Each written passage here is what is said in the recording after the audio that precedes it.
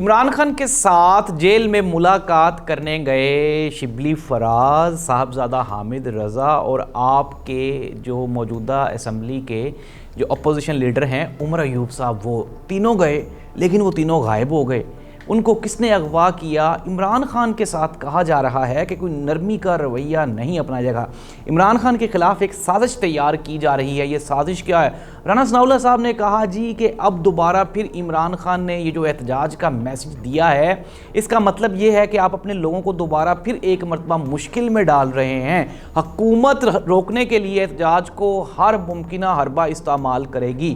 رانا ثناء اللہ صاحب کا یہ بیان کس طرف اشارہ کرتا ہے؟ کیا ایک اور 9 مئی ہونے جا رہا ہے یا پھر کوئی اور کھچڑی پک رہی ہے؟ آئندہ 3 سے 4 دنوں میں پاکستان کی سیاست میں ایک بہت بڑی تبدیلی رونما ہونے والی ہے۔ وہ تبدیلی کیا ہے، اس پہ بھی ہم بات کرنے جا رہے ہیں آج کے پروگرام میں۔ ناظرین، سب سے پہلے ہم لوگ بات کرتے ہیں بانی چیئرمین پاکستان تحریک انصاف عمران خان کی۔ گزشتہ روز اسلام آباد ہائی کورٹ نے عمران خان سے جو ملاقات پہ پابندی لگی ہوئی تھی اس کو ہٹا دیا، ختم کر دیا۔ آج ارلی مارننگ عمر ایوب، شبلی فراز، صاحبزادہ حامد رضا جب وہ عمران خان سے ملاقات کرنے گئے تو جیل کے باہر سے ان کو کسی نے اغوا کر لیا اور کہا وہی جا رہا ہے جن کے بارے میں کہا جاتا ہے کہ کس نے اغوا کیا ہے۔ اور اغوا ہونے کے بعد پھر دوبارہ وہ بازیاب ہوئے اور دوبارہ پھر وہ عمران خان سے ملاقات کرنے کے لیے گئے اور انہوں نے کہا کہ جی ہم اسلام آباد جا کے پریس کانفرنس کریں گے اور سارا حال بتائیں گے کہ ہمیں کس نے اور کیوں اغوا کیا۔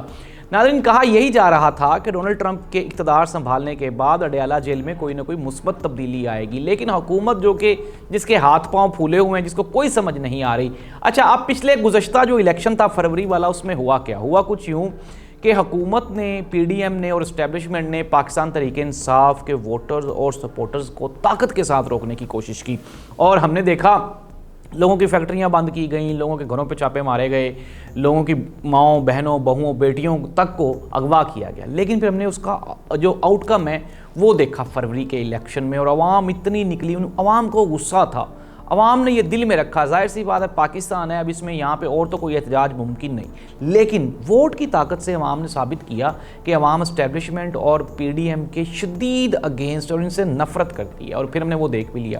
اچھا، اب حکومت چش و پنج میں مبتلا ہے، ڈبل مائنڈڈ ہے۔ حکومت کے جو سینئر عہدے داران ہیں جو کہ میاں محمد نواز شریف صاحب کے گروپ سے ہیں، جیسے کہ میں نے آپ کو بتایا بھی، خواجہ سعد رفیق، رانا ثناء اللہ اور بھی جاوید لطیف صاحب، یہ لوگ یہ چاہتے ہیں کہ ملک میں سیاسی سرگرمیوں میں بہتری لائی جائے اور معاملات کو کچھ نہ کچھ بات چیت کے ذریعے حل کیا جائے۔ رانا ثناء اللہ صاحب نے کہا جی عمران خان تو ہمارے ساتھ بیٹھتا ہی نہیں ہے، وہ تو ہمارے ساتھ بات چیت کرنے کو تیار ہی نہیں ہے، نہ وہ پیپلز پارٹی کے ساتھ بات چیت کرتا ہے، نہ وہ ہمارے ساتھ کرتا ہے۔ ہم عمران خان کے ساتھ غیر مشروط گفتگو کرنے کے لیے تیار ہیں، کسی اور معاملے پہ بھی ہم گفتگو کر سکتے ہیں۔ لیکن ناظرین، ظاہر سی بات ہے اب معاملات ہونے کیا جا رہے ہیں؟ معاملات یہ ہونے جا رہے ہیں حکومت کے ہاتھ پاؤں پھولے ہوئے ہیں، ان کے پاس کچھ بھی نہیں ہے، ان کو کسی جو طاقتور حلقے ہیں وہاں سے 3 سے 4 دن کا ایک الٹیمیٹم ملا ہوا۔ ان 3-4 دنوں میں انہوں نے اپنے جو معاملات ہیں ان کو بھی سلجھانا ہے۔ اپنے معاملات میں بتا دیتا ہوں کہ کیا ہے۔ شہباز اینڈ نواز گروپ وہ آپس میں ایک دوسرے کے آمنے سامنے کھل کے آ گیا ہے، اور پاکستان مسلم لیگ نون میں جو نواز شریف صاحب کے حامی ہیں، سپورٹرز ہیں، وہ آہستہ آہستہ ریزائن کرتے جا رہے ہیں پارٹی سے۔ شہباز شریف صاحب جو گروپ ہے یہ نون لیگ نہیں ہے، یہ اسٹیبلشمنٹ کی حکومت ہے، محسن نقوی صاحب کی حکومت، اور محسن نقوی صاحب اس کو چلا رہے ہیں۔ اب ہو کیا رہا ہے، جو مسلم لیگ نون کے لوگ ہیں، سرکردہ لوگ ہیں، وہ کہتے ہیں یار ہم محسن نقوی سے کیوں پرمیشن لیں، کیوں این او سی لیں ہر کام کا، لیکن ظاہر سی بات ہے لینا پڑے گا جب آپ کو حکومت انہوں نے دی ہے تو ناظرین، آئندہ ہونے یہ جا رہا ہے کہ انٹرنیشنل پریشر بڑھنے کی وجہ سے کچھ نہ کچھ تبدیلیاں اسٹیبلشمنٹ کے مائنڈ میں بھی آ رہی ہیں۔ اب اسٹیبلشمنٹ جو ہے وہ بھی فیس سیونگ چاہتی ہے، وہ کہتی ہے کہ عمران خان کے ساتھ بات چیت کی جائے، لیکن اس طرح سے کی جائے کہ ہمارے کپڑے ہیں اس کے اوپر بھی کوئی داغ دھبا نہ لگے، ہمارا جو ہے کیا اسے کہتے ہیں، جو گریبان ہے، ہمارا جو قمیض ہے وہ صاف ستھری رہے، اور اس کے علاوہ اس کے ساتھ ساتھ وہ کہتے ہیں سانپ بھی مر جائے اور لاٹھی بھی نہ ٹوٹے، ہمارا ذکر بھی نہ آئے اور یہ معاملات بھی طے ہو جائیں۔ اسٹیبلشمنٹ اپروچ کر رہی ہے عمران خان کو۔ آنے والے چند دنوں میں آپ دیکھیں گے کہ عمران خان اور اسٹیبلشمنٹ یہ ایک دوسرے کے قریب ہو جائیں گے۔ نون لیگ اس لیے پریشان ہے، بارہا یہ کہہ چکے ہیں جی ہمارے ساتھ بات کریں، ہمارے ساتھ بات کریں۔ عمران خان ڈائریکٹ اسٹیبلشمنٹ کے ساتھ بات چیت کیوں کرنا چاہتا ہے؟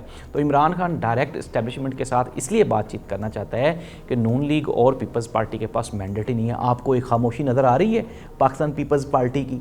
بتائیں نا ذرا، مجھے یہ بھی بتائیں پاکستان پیپلز پارٹی کہاں پہ ہے؟ بلاول بھٹو زرداری جو 26ویں آئینی ترمیم کروانے میں پیش تھے، لیکن اب وہ کہیں پہ نظر ہی نہیں آ رہے۔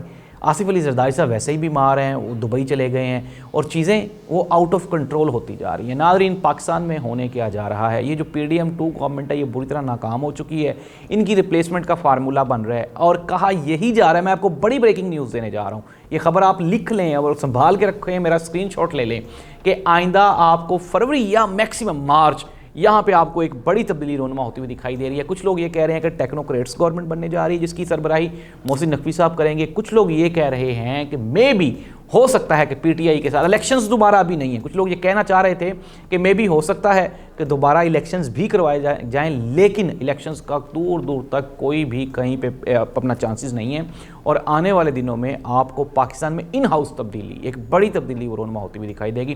جنوری میں ٹرمپ نے آنا ہے، اس کے پہلے پاکستان نے جو اپنے معاملات جو بکھرے ہوئے ہیں ان کو پاکستان نے سمیٹنا ہے اور ظاہری سی بات ہے سیاسی جو مسائل ہیں ان کا حل بھی یہ ہے کہ پاکستان تحریک انصاف اور PTI کو دھارے میں لایا جائے۔ میاں رانا ثناء اللہ صاحب صرف دھمکیاں دے رہے ہیں، ان کے پاس کوئی اختیارات نہیں ہیں، نہ ہی اب عوام پہ ٹارچر کر سکتے ہیں اور نہ یہ جائیں گے ضرور، ظاہری سی بات ہے، کوشش اپنی طرف سے کرتے ہیں پنجاب پولیس کو استعمال کرتے ہوئے، لیکن حل کوئی نہیں ہے اور اللہ کرے اس ملک میں جو سیاسی استحکام ہے وہ آئے تاکہ معاشی استحکام بھی آ سکے۔ اللہ حافظ۔